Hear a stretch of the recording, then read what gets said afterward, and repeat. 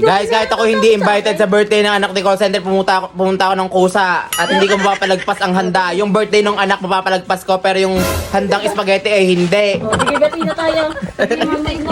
Thank you sa hindi pag-invite.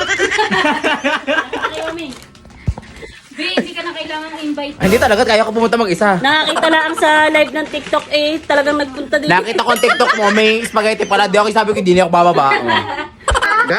Guys, sa sobrang daming upuan kina call center at ang daming bisita, nakatayo na ang iba. Paano ang upuan hindi tatatlo? Dalawa ka na. Basta ang upuan po ni Gay ay bigasan pa.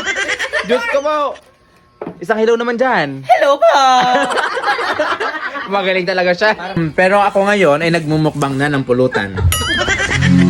Sabi mo, ilalapit. Yan mo na. Hoy, Manuel, hindi ka pa nga nakakashot na. Una pang pulutan kaysa sa ano. Ayun ang rule sa amin. Kuha mo na ng pulutan bago tumagal. Malayo pa ang kung anuhan eh. Mamaya ka na eh. Ikaw na nagluto eh. Kanina ka na din sa lasa na rin. Bang na yun. Mura pa eh.